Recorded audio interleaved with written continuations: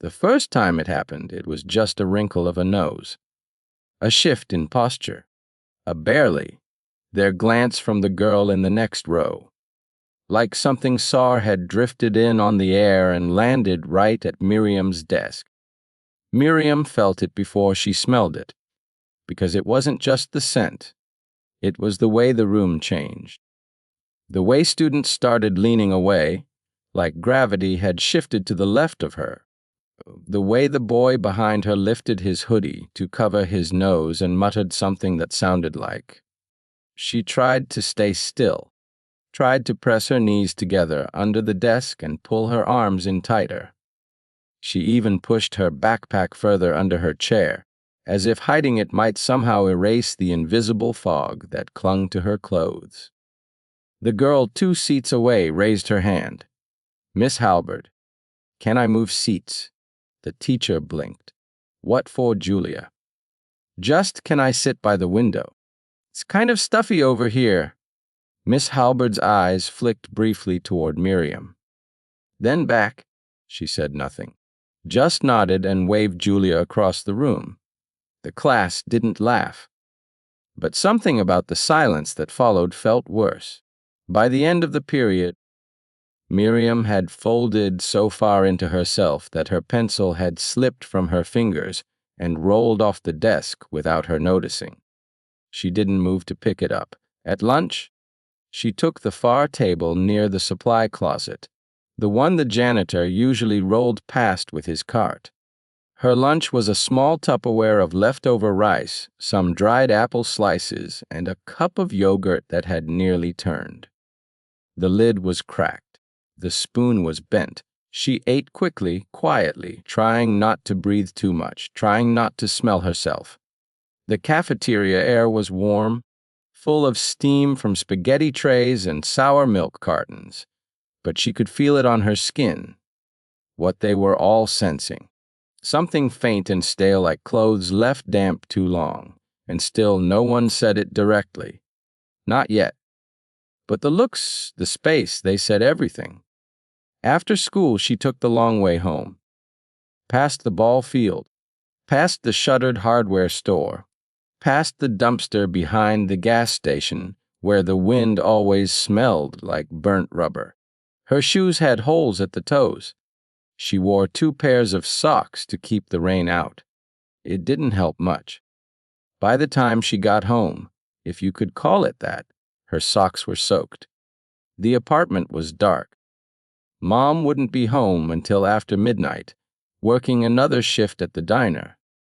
The heater hadn't worked in weeks. Miriam went straight to the bathroom, turned on the faucet, waited, nothing. She sighed, grabbed a bucket from under the sink, and headed outside to fill it from the hose behind the building. It was cold. Her breath fogged the air. Inside again, she dumped the water into the tub, stripped down, and washed cold. Fast, she used dish soap. It was the only thing that didn't sting her skin. Her towel was one of those thin ones that never quite dries you. She wrapped it tight, stood in front of the mirror and stared. She didn't look dirty, but she knew that didn't matter. In her room, really just a corner of the living room curtained off with an old bedsheet. She opened her backpack. Inside was a towel, a travel-size deodorant, 2 plastic bags with clean-ish clothes, and a pair of extra socks. She carried it all with her, every day, in case the water was off again, in case she needed to clean up at school, in case she got lucky and no one noticed today. It never worked, but it was all she had.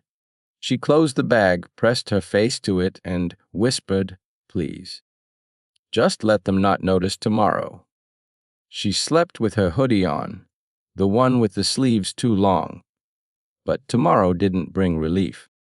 It brought Kayla. In second period, Kayla leaned over, pinched her nose dramatically, and whispered, "Does anyone else smell that?" Miriam didn't look up. "Like a dog park after it rains." Kayla added, her eyes locking with the boy next to her. The class laughed. Miss Halberd frowned. "Kayla? What?" I'm just asking. And then the word came, the one Miriam had been dreading. Skunk Girl. It landed fast. Stuck even faster. By third period, 2 people said it as she walked past. By lunch, someone had taped a crumpled paper tail to her backpack. She didn't cry. Not in front of them. Not even when she opened her lunch and found someone had smeared ketchup all over the lid. But Miss Halberd saw the way she walked slower that afternoon. Saw the stiff shoulders. The way she looked at the ground like it might open and let her vanish. And for once, Miss Halberd acted. "Go see Nurse Adams," she said quietly after class. "Tell her I sent you." Miriam didn't argue. She just nodded, picked up her backpack, and walked down the hall. But she didn't know that Nurse Adams was already waiting, that the door wasn't going to open to another lecture or scolding, but to something she never expected. A question, and a quiet call that would change everything. The nurse's office smelled like rubbing alcohol and eucalyptus, clean in a way Miriam hadn't felt in weeks. Nurse Adams sat at her desk with her glasses low on her nose, scribbling something onto a yellow form. She glanced up as Miriam entered but didn't smile, just gestured to the vinyl chair next to the file cabinet. "Set hon." Miriam did. Her backpack creaked as she placed it gently on her lap, arms wrapped tightly around it like armor. "Miss Halberd said you weren't feeling well." Miriam nodded, eyes on the scuffed tile floor. She knew this script. She'd been in here before, twice, maybe 3 times. Each time ended the same way, a gentle reminder about hygiene. A plastic bag with travel-size soap, maybe a note home her mother never had time to read. But Nurse Adams didn't move from her chair. She just looked at her. Long enough that Miriam began to feel it. Not just the silence, the seeing. Her fingers curled tighter around the strap. "You know," the nurse said finally, "you're not in trouble." Miriam said nothing. "I need to ask you something, and you don't have to answer if you don't want to." Still nothing. "Is your water working at home?" That made Miriam blink. Her voice came out dry, sometimes. The nurse nodded, like she'd expected that. "Do you usually wash your clothes by hand?" A pause. Miriam's throat tightened. "Yeah." Another nod. "What about food? Are you getting enough?" Miriam flinched like she'd been slapped with kindness. "I bring lunch," she said. "We don't qualify for free meals. Mom said it's close, but not enough." Nurse Adams folded her hands on the desk. "Do you know how long you've been carrying that backpack?" Miriam glanced down. "I dunno. Same bag since the 3rd grade. From what I can tell." The girl blinked.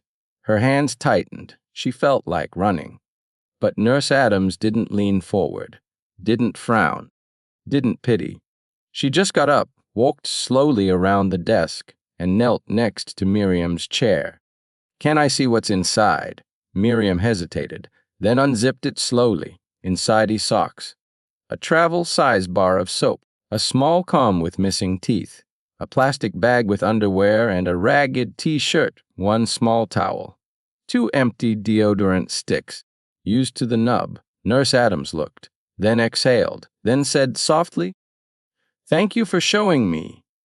After she sent Miriam back to class with a soft pat on the shoulder and a warmer, then usual juice box, Nurse Adams sat at her desk and stared at the open file on her computer. It wasn't a new case. She'd seen worse. But something about this one, the silence, the careful preparation, the absence of complaint, it stayed with her. She reached for the phone, then paused, scrolled through her contacts, and dialed a number she hadn't touched since her sister left the district. The call rang twice. Then a warm voice. "Hey, what's up? It's Trina," Nurse Adams said. From Jefferson Middle. "Oh, hey!" Long time. "Everything okay?" Not exactly. Listen, you still involved with that nonprofit? The one that helps with family assistance. Hygiene kits? Uniform, laundry access. Yeah, we expanded it. Why? I've got a girl. She didn't need to say more. By Monday morning, a box arrived in Nurse Adams' office. No label, just a name, Miriam. Inside were things no one had ever given her before: a new backpack, 3 sets of clean clothes, fresh socks and underwear, a full-size bottle of conditioner, a brush, a sweatshirt with the tags still on. Tucked under it all, a prepaid laundry card, enough for 3 months, and a handwritten note. We see you. You matter. When Nurse Adams handed it to Miriam at lunch, the girl just stared, like it was a trick, like something inside might explode. But it didn't. It just sat there, quiet and kind, and that was somehow harder to hold. That afternoon, as she walked home with the box tucked under one arm, people noticed. She smelled like citrus. Her shoes weren't torn. And she didn't flinch when someone passed too close. Because something had shifted. Something real. The kind of shift that doesn't scream. Just whispers. You're allowed to take up space. The change was small at first. Barely noticeable unless you were looking closely. Miriam still sat near the back. Still avoided the loudest lunch tables. Still read library books with the spine cracked flat and her fingers folded under the cover. But the backpack was new. It zipped smoothly. It didn't smell like mildew. Her clothes no longer clung to her like shame. And when she passed Kayla in the hallway, the other girl wrinkled her nose again, out of habit, not necessity, and Miriam kept walking. Didn't shrink, didn't flinch, just walked. By Thursday, people had stopped using the word. Skunk girl disappeared like it had never been spoken. And with it, the feeling that Miriam was something less. But the real shift happened a week later. In first period, Miss Halberd passed out an assignment, an autobiographical poem to be read aloud in front of the class. The room groaned. Miriam's stomach turned. When her turn came, she held the paper with both hands, her fingers trembling just enough to make it shake. She looked up once, then began. I am the smell no one mentions, the seat no one takes, the stain no one admits to seeing.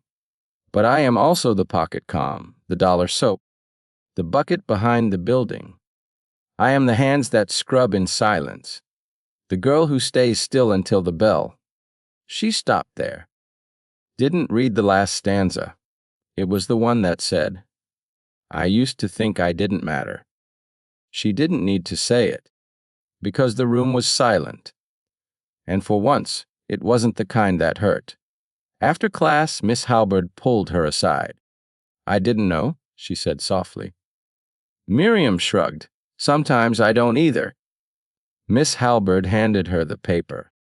Would you be okay if I entered this in the district showcase? Miriam blinked. It's not fancy. No, Miss Halberd said. It's better. Miriam nodded, quietly, but not fearfully. She didn't expect to win. She just liked that someone thought her words were worth showing. Later that day, in the nurse's office, Miriam sat with her feet dangling off the edge of the vinyl chair while Nurse Adams labeled a new donation: winter gloves, chapstick, shampoo, and travel deodorant.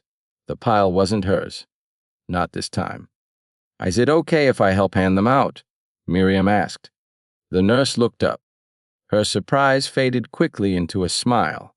Of course. So, on the first Friday of the new month, Miriam sat behind a folding table in the guidance office, handing out care bags to students who needed them. Some avoided eye contact. Some took two and said nothing. Some whispered thank you, and Miriam just nodded, because she understood, not pity, not charity, just the quiet need to feel normal for once. That afternoon, the guidance counselor emailed Nurse Adams. That girl you flagged. She's different now. Whatever you did, thank you. Nurse Adams didn't reply. She just looked across the office, where Miriam sat folding bags and talking softly to a younger student who'd been teased for the same thing just weeks earlier. And for a moment, she didn't see the kid who walked in afraid. She saw someone else, someone starting to stand. That night, Miriam walked home with a plastic bag full of leftovers Nurse Adams insisted she take, sealed snacks, a new toothbrush, and a soft blue scarf. She passed the same broken sidewalk, the same flickering streetlight, the same door to the same apartment. But it felt different now. She wasn't carrying shame. She was carrying care. And it made all the difference. A month passed. Then another. Spring began to melt the frost on the school windows, and Miriam's hoodie, the one that once doubled as armor, stayed mostly folded at the bottom of her locker. The backpack, still the same crisp navy blue, was now dotted with pins. Small ones. A planet, a music note, a tiny book with gold edges. All things she'd quietly collected from the "take one if you need one" box Nurse Adams kept by the door. No one called her Skunk Girl anymore. That label had vanished like steam. But even more surprising, people had started saying her actual name. "Hey, Miriam, can I borrow a pencil?" "Miriam, you're in the group with us. You wrote that poem, right?" She never answered too quickly. Part of her still expected the punchline, still braced for the laugh, but it didn't come, and slowly, she started to believe maybe it never would. It was near the end of April when the guidance counselor pulled her aside again. "We're putting together a feature for the community newsletter," she said, "highlighting student efforts in equity and support programs. Would you be willing to talk about the care kits?" Miriam hesitated. "I didn't do anything big." The counselor smiled. "You did something quiet, but it mattered." So she said yes. The interview happened in the nurse's office. A staff writer from the district sat with a recorder and asked soft, careful questions. Miriam kept her hands folded in her lap. They asked about the kits, the donations, the backpack program. Miriam answered each one plainly. Then the reporter asked, "Do you remember when it started?" And that's when Miriam told the story. Not the whole story, just enough. She told them about a day in winter, when a teacher sent her to the nurse's office, and a woman opened her backpack and saw her, really saw her. 2 weeks later, the article ran.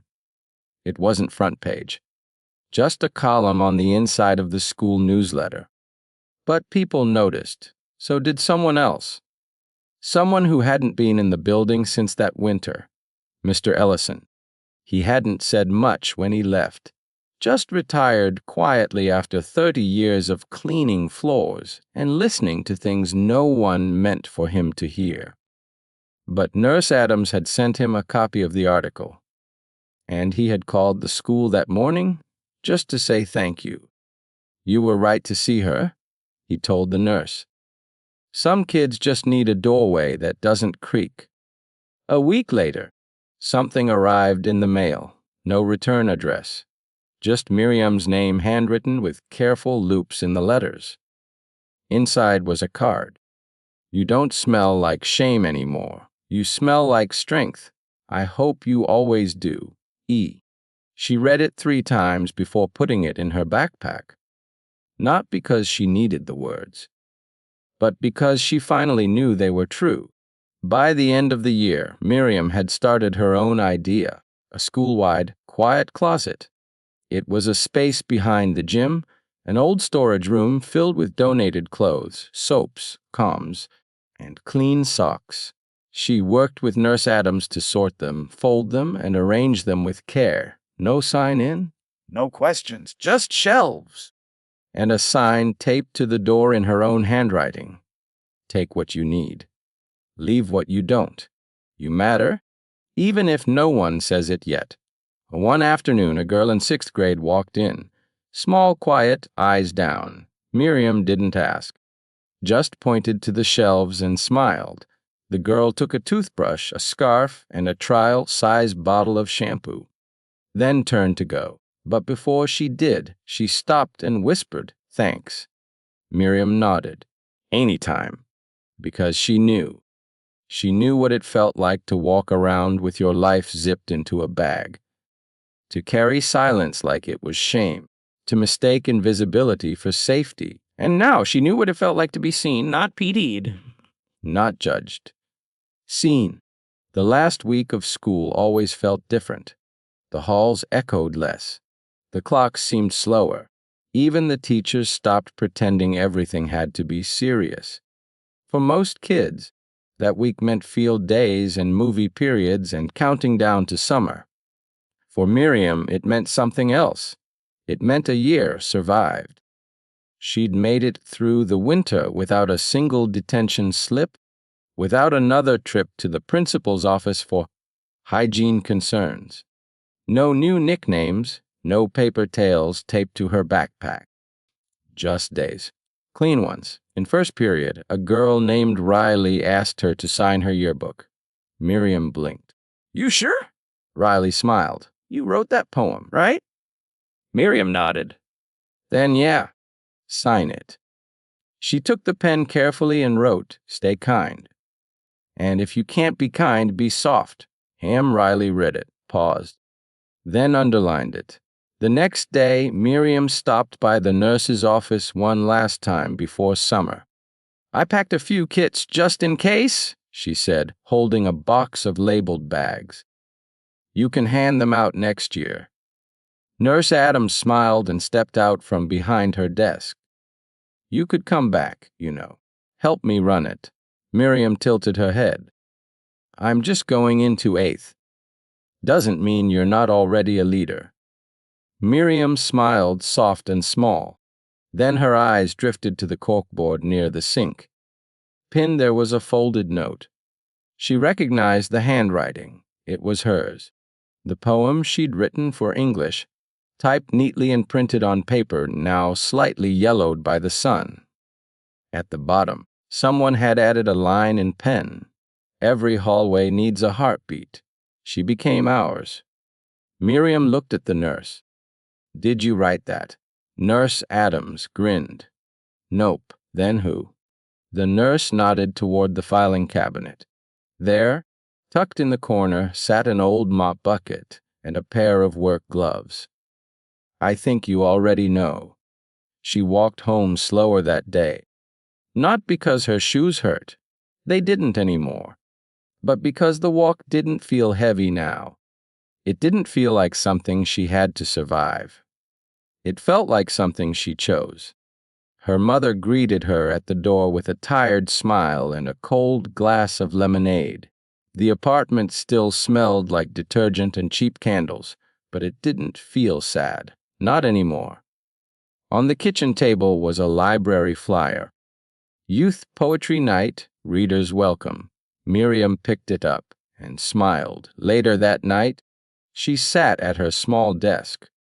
Nothing more than an old ironing board pressed against the wall, and pulled out her notebook. She didn't write much, just one line. "I used to smell like silence. Now I speak like soap." She closed the notebook, breathed deep, and listened to the sound of her own heart.